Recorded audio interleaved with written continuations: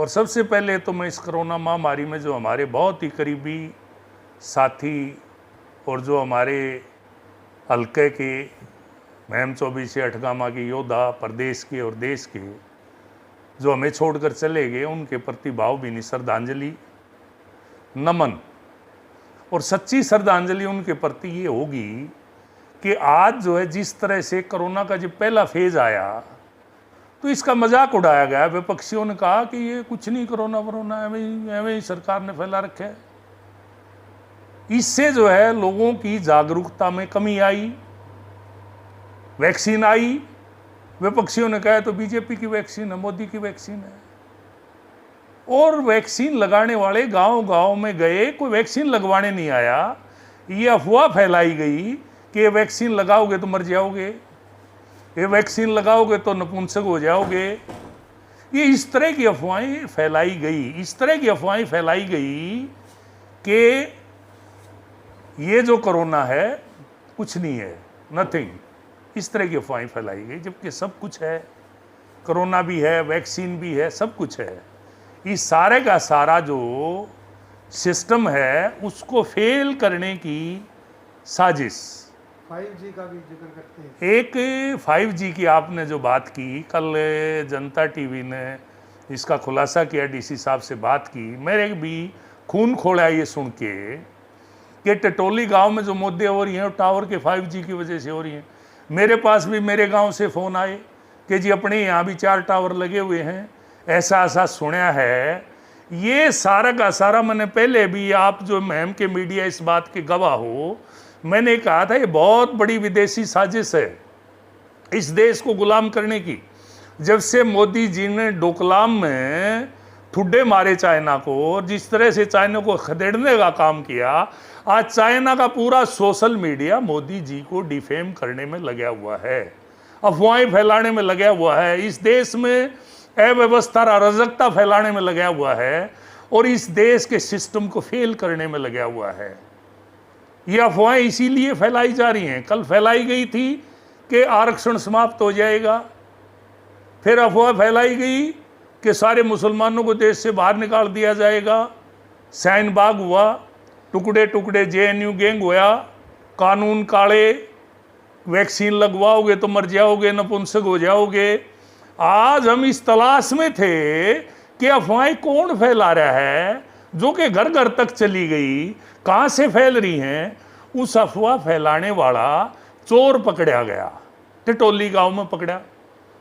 चंदूनी जी, ये अफवाहें फैलाने वाला सरगना, कांग्रेस का एजेंट, चाइना के इशारे पर। अरे 5G की बात करते हो, 5G तो हरियाणा में नहीं, केवल बॉम्बे में ट्रायल है 5G की, आज है ही नहीं, उस 5G की बात कर रहे हो। अरे आप किसान आंदोलन कर रहे हो और पंजाब में टावरों पर खड़े हो, टावरों को तोड़ेंगे। ये रिलायंस के टावर हैं। ये कम्युनिकेशन में चाइना का कब्जा करने की साजिश है। हिंदुस्तान के टावर लोग गलतफहमी में आके तोड़ दें और चाइना राज करे पूरे इस सारे कॉन्टिनेंट पर। 5G का कब्जा चाइना का हो, इंडिया उसको मुकाबला ना दे पाई, ये साजिश है। ये मेरे भोले किसान को कहाँ समझ में आएगी। ये दीन बंधु सर छोटे राम के भोले किसान को मैं ये आगाह करना चाहता हूं कि मेरे भोले किसान, आज इस देश में ही नहीं पूरी दुनिया में मोदी से बेहतरीन, मोदी से बढ़िया नेता और नेतृत्व तो है नहीं धरती पर कहीं भी, किसी भी देश के पास नहीं है।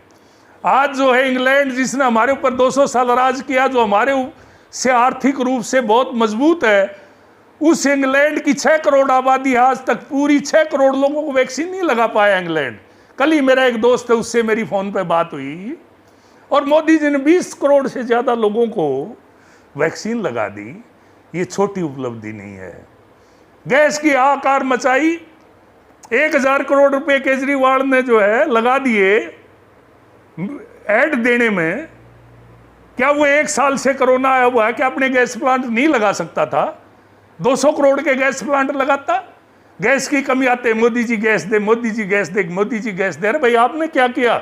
लेकिन मैं सलाम करता हूं मोदी के जज्बे को कि उन्होंने चाहे रेल से, चाहे हवाई जहाज से, चाहे विदेश से कहीं से भी लाए, गैस का इंतजाम किया, देशवासियों को बचाने का काम किया, युद्ध स्तर पर पूरा देश झोंक दिया कोरोना से लड़ने के लिए। और निश्चित रूप से आज पिछले 3-4 दिन में आप देखोगे गैस सरप्लस है। आज जो है डिप्टी कमिश्नर और एसडीएम को और प्रशासन को मैं बधाई देता हूं। आज मैं मलकाई नहीं, पूरे रोहतक जिला, पूरे हरियाणा प्रदेश के हर गांव में आइसोलेशन सेंटर, किट और जो है टेस्टिंग हो रही है।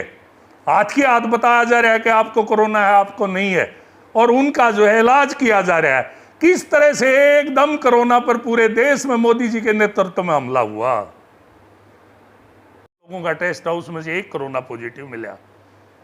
इस तरह से हर गांव में जाके टेस्टिंग हो रही है, और इसके लिए बार बार मैं प्रशासन को बधाई देता हूं, रात दिन लगे हुए।